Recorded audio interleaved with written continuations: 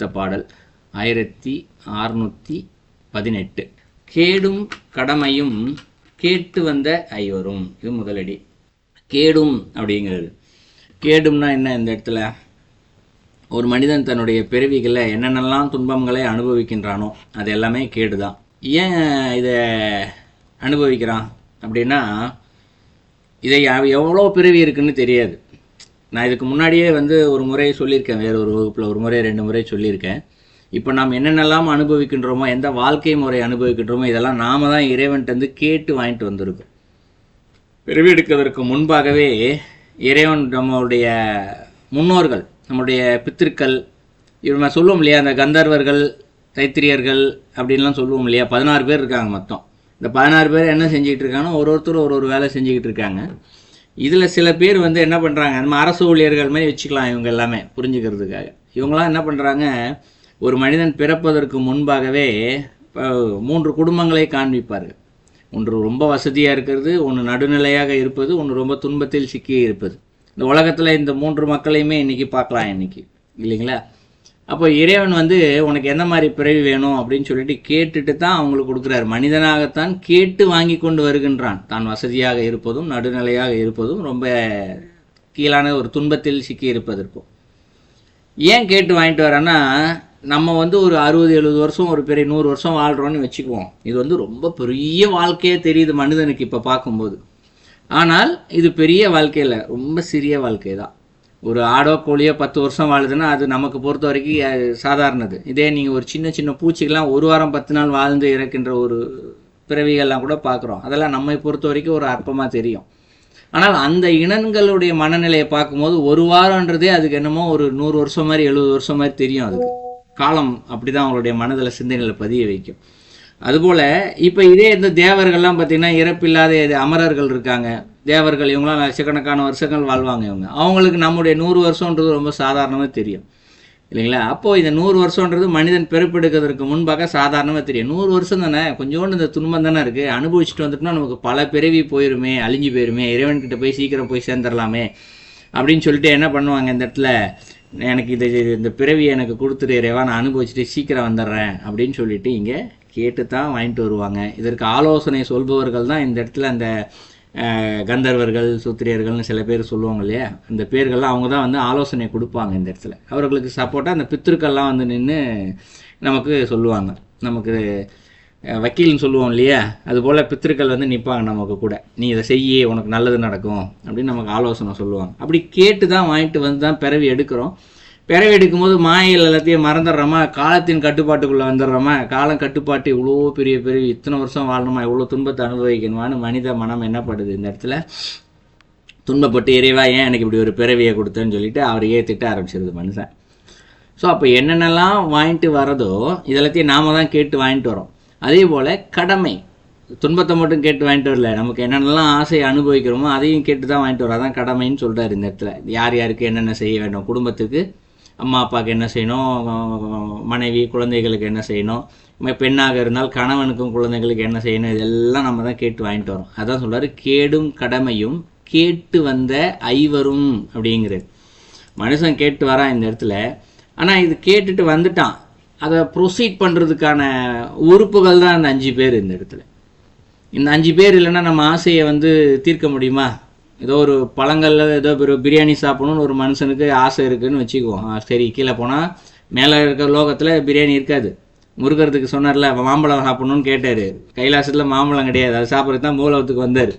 நான் இதை வச்சு ஏற்கனவே சொல்லியிருக்கேன் நிறைய கதை.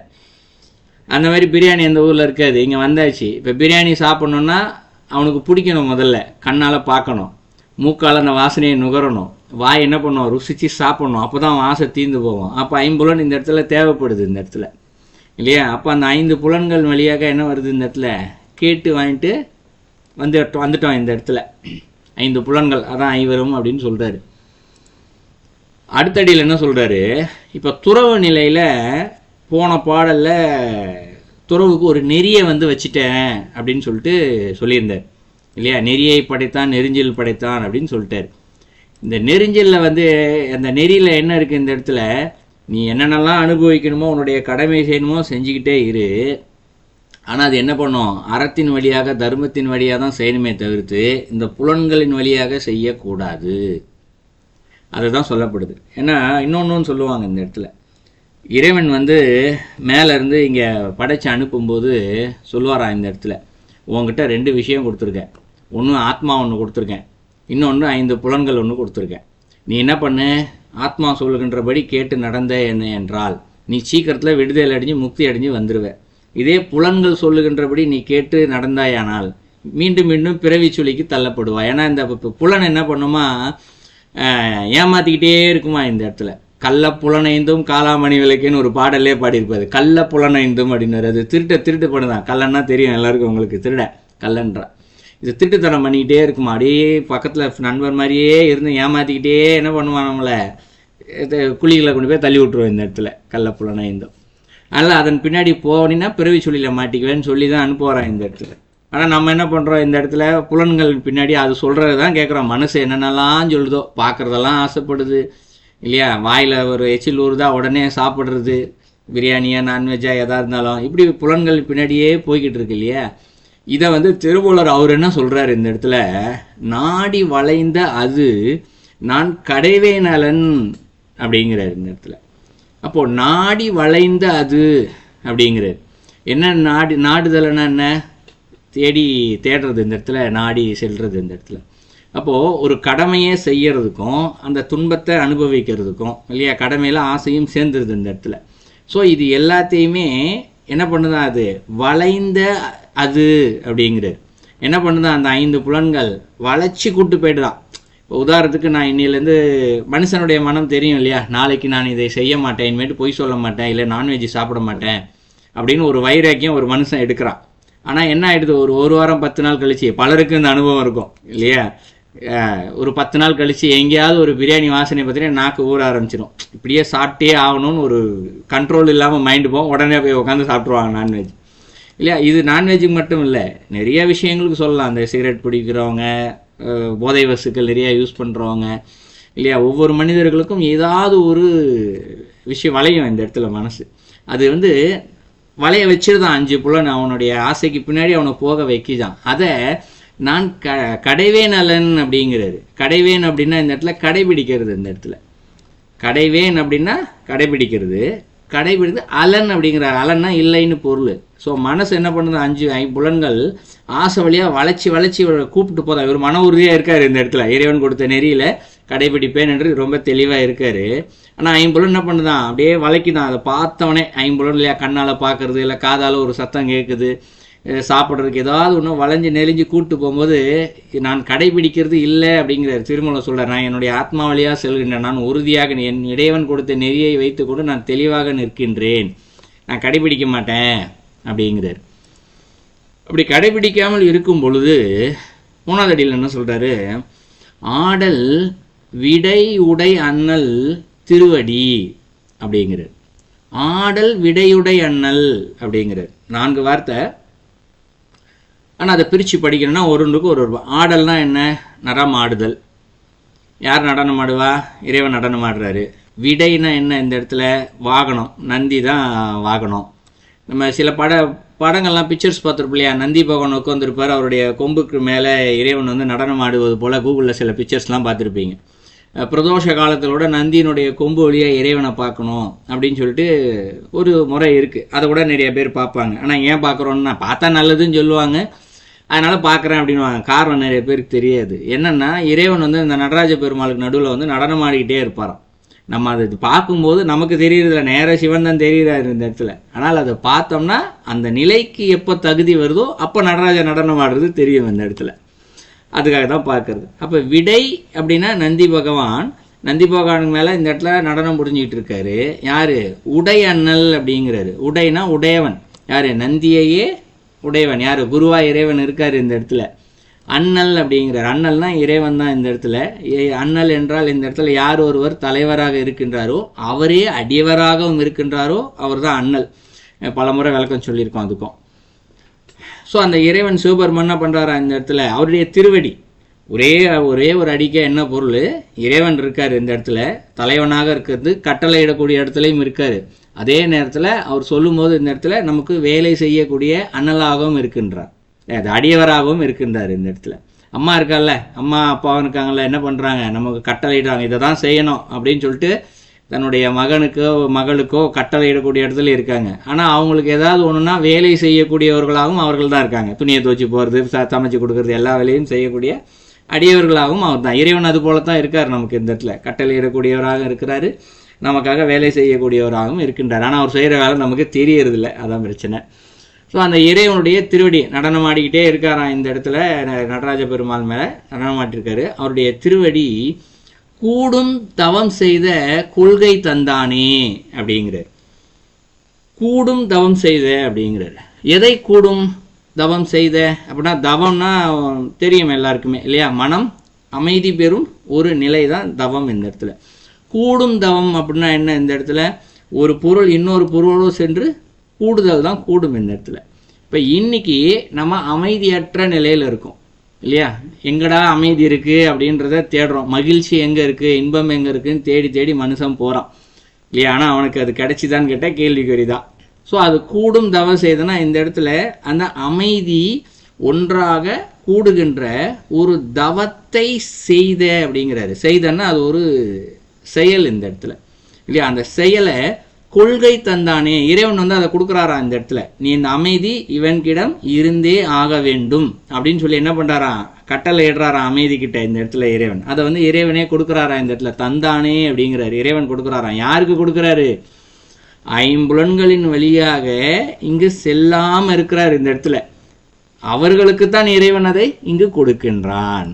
இது 4வது அடியில் சொல்கிறாரு. ஸோ 4 அடிக்குன்னு சேர்த்து பொருள் பார்த்தோம்னா, இந்த உலகத்தில் நாம் என்னென்னலாம் துன்பங்களை அனுபவிக்கின்றோமோ, நம்முடைய கடமைகளை செய்து கொண்டிருக்கின்றோமோ, இதை அனைத்துமே நாம் தான் கேட்டு வாங்கி கொண்டு வந்திருக்கின்றோம்.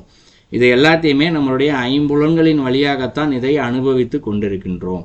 ஆனால் அந்த ஐம்புலன் இங்கு மனிதனை மேலும் மேலும் ஆசையை தூண்டி, ஆசை, பொறாமை இல்லையா, கோபம், ஆத்திரம், இப்படி பலவிதமான தீய குணங்களின் வழியாக என்ன பண்ணுது, மேலும் மேலும் நமக்கு கண்மத்தையும் மும்மலங்களையும் சேர்த்து கொண்டே இருக்கின்றது இந்த இடத்துல. ஆனால் இந்த இடத்துல ஒரு நாள் சொல்கிறாரு, ஸோ ஐம்புலன்கள் வழி செல்லாமல் தன்னுடைய ஆசைகளையும் தன்னுடைய கடமைகளையும் யார் ஒருவர் சரியாக அனுபவித்து தீர்த்து கொண்டு இருக்கின்றாரோ, அப்போ இறைவன் பார்க்குறாரு, ஆகா நான் ஒரு நெறி கொடுத்தேன், அந்த நெறியை வந்து இவன் ரொம்ப கரெக்டாக கடைபிடிக்கிறான், இவன் இந்த இடத்துல ஐம்புலன் வழியாக போகிறதில்ல, தப்பு பண்ணுறதில்ல, அறத்தின் வழி வாழ்கின்றான், தான் சொன்ன சரியாக கடைபிடிக்கிறானேன்னு சொல்லிட்டு அந்த இறைவன் என்ன பண்ணுறான் இந்த இடத்துல, நடனம் ஆடிடுறாரா, நந்தி மேலே நின்று நடனமாடி கொண்டிருக்கு வந்து அவருடைய திருவடியை கொண்டு வந்து அங்கே வைக்கிறார்.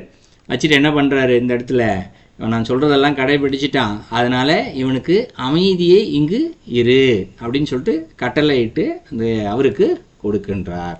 அப்போ துறவு நிலையும் உச்சத்தில் அவர் அமைதி நிலையை இங்கு அவர் அடைகின்றார். இதான் இந்த பாடலுக்கான பொருள். இல்லை இன்னொன்று ஒன்றா சொல்லலாம், இந்த இதுக்கு ஏன் சம்மந்தம் இல்லாமல் ஏன் நடனம் ஆடிக்கிட்டே வரணும் அப்படின்னு ஒரு கேள்வி வரும் இந்த இடத்துல. ஏன்னா ஆடல் விடையுடைய அண்ணல்னு சொன்னதுனால கரெக்டு தான், இவருக்கு சொன்ன நெறிய கொடுத்துட்டாரு, கடைபிடிக்கிறாரு, இறைவன் அதனால அமைதியை கொடுத்துட்டாரு, இதுக்கே நடனம் ஆடிக்கிட்டே வரணும் அப்படின்னு ஒரு கேள்வி வருது இல்லைங்களா. இந்த நடனம் ஆடுதல் அப்படின்றது நான் ஏற்கனவே சொல்லியிருக்கேன், இந்த நடராஜ பெருமாள் 5 தொழில்களையுமே செய்யக்கூடியவர். மீதி இருக்கக்கூடிய தெய்வங்கள் தனித்தனியாக பார்க்கும்போது ஆளுக்கு ஒரு தெய்வம் ஒரு வேலை செய்வாங்க. பிரம்மா படைத்தல் தொழிலை மட்டும்தான் செய்வார், விஷ்ணு காத்தல் தொழிலை மட்டும்தான் செய்வார், உருத்திரன் அழித்தல் தொழிலை மட்டும்தான் செய்வார், மகேஸ்வரன் மறைத்தல் தொழிலை மட்டும்தான் செய்வார், சதாசிவன் அருளல் தொழிலை மட்டும்தான் செய்வார். ஸோ 5 பேரும் தனித்தனியாக தங்களுடைய வேலைகளை மட்டும்தான் செய்து கொண்டு இருப்பார்கள். நடராஜ பெருமாள் தான் 5 பேருடையும் சேர்ந்த வேலைகளையும் அங்கே செய்வார். 5 பேரும் சேர்ந்த கலவை தான் நடராஜ பெருமாள் இந்த இடத்துல. அப்போ அவர் நடனம் ஆடுறாருன்னா என்ன இந்த இடத்துல, இப்போ இந்த கேடும் கடமையும் கேட்டு வாங்கிட்டு வந்துட்டோம்ல இந்த இடத்துல. அப்போ நம்ம அறத்தின்படி செயல்படும் போது அவர் என்ன பண்ணுறாரா, அந்த நடனம் ஆடுகின்ற நடராஜ பெருமான் இந்த 5 தொழில்களையுமே செய்து அவர்களுடைய துன்பத்தை அனுபவிக்கக்கூடிய மனப்பக்குவத்தை இந்த இடத்துல கொடுத்துருவாரு. துன்பம் அது பாட்டுக்கு வரும், ஆனால் அதை வச்சு பெருசாகவே எடுத்துக்க மாட்டான் மனுஷன் இந்த இடத்துல இல்லையா. இப்போ ராமகிருஷ்ண பரமஹம்சருக்கு ஒரு முறை அதிகமான காய்ச்சல் துன்பம் இருக்கும்போது அவர் ஒரு நண்பர் பார்க்க வர்றார். நான் கண்டிப்பாக பேசி ஆகணும் இப்போது அப்படின்னு சொல்லி ஒரு பக்தர் யாரோ ஒருத்தர் வரும்போது சரி ஒரு 2 நிமிஷம் இருங்கன்னு சொல்லிட்டார். அதுக்கப்புறம் உட்காந்து பேசுகிறாரு. பார்த்தா பக்கத்தில் இருக்க ஒரு மரக்கட்டை ஆடிக்கிட்டே இருந்தான். இது அவருடைய வரலாறில் இருக்கக்கூடிய ஒரு சிறு பகுதி இந்த இடத்துல ஒரு நூலில் இருக்குது. அவர் என்ன இந்த சின்ன மரக்கட்டையே ஆடுது அப்படின்னு சொல்லி கேட்கும்போது சொன்னாரா, என் உடம்புல ஒரு துன்பத்தை அனுபவிக்கணும்னு விதி இருக்குது. நீங்கள் வந்தீங்க பேசுன்றதுக்கு கொஞ்ச நேரம் அதை நான் ட்ரான்ஸ்ஃபர் பண்ணி வச்சேன், திருப்பி நான் என் உடம்புல எடுத்து வச்சுக்குவேன் அப்படின்னு சொல்லிட்டு அவர் சொன்னதாக வரலாறு இருக்குது இந்த இடத்துல. சரிங்களா? அப்போ எந்த துன்பம் ஏன் அது வருதுன்றதை அவங்க தெரிஞ்சு தான் அனுபவிக்கிறாங்க இந்த இடத்துல. இதை நான் தான் உடம்பு தான் அனுபவிக்கணும் அப்படின்னு சொல்லிட்டு. அப்போ அதை அனுபவிக்கக்கூடிய பக்குவம் ஒன்று இல்லை. மனுஷனுக்கு நீங்கள் அனுபவிக்கக்கூடிய அந்த துன்பத்தை அனுபவிக்கக்கூடிய பக்குவம் இருக்கா அப்படின்னு கேட்டால் அது இல்லை இன்னைக்கு, இல்லையா? ஒரே புலம்பல், எனக்கு மட்டும் ஏன் இவ்வளோ கஷ்டம்லாம் வருது, நான் மட்டும் ஏன் இவ்வளோ துன்பத்தை அனுபவிக்கிறேன், உலகத்தில் தப்பு பண்ணுறவெல்லாம் நல்லா இருக்கானே, இப்படி பேசுபவர்கள் இன்று அதிகமாக இருக்கின்றார்கள். ஆனால் இந்த நெறியை கடைபிடிக்கும் போது இறைவன் நடனமாடுகின்ற பொழுது அந்த 5 தொழில்களையும் செய்து என்ன பண்ணுறாரு, விரைவாக இவரிடம் இருந்து அந்த துன்பத்தை விலக்கி கொடுக்கின்றார், நன்மையை கொடுக்கின்றார். அது இப்போ என்ன நடக்குது, அமைதி கிடைக்குது, அந்த ஆனந்தம் கிடைக்குது. நான் மனுஷன் தேடுறது இந்த இடத்துல மகிழ்ச்சியை தேடித்தானே வரான்.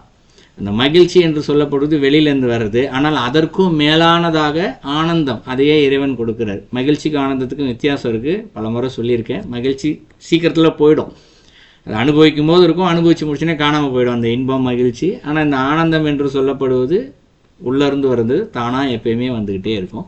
அதை அந்த நடராஜ பெருமாள் இந்த இடத்துல கொடுத்துருவார். அதை தான் நாலாதடியில் சொன்னார்.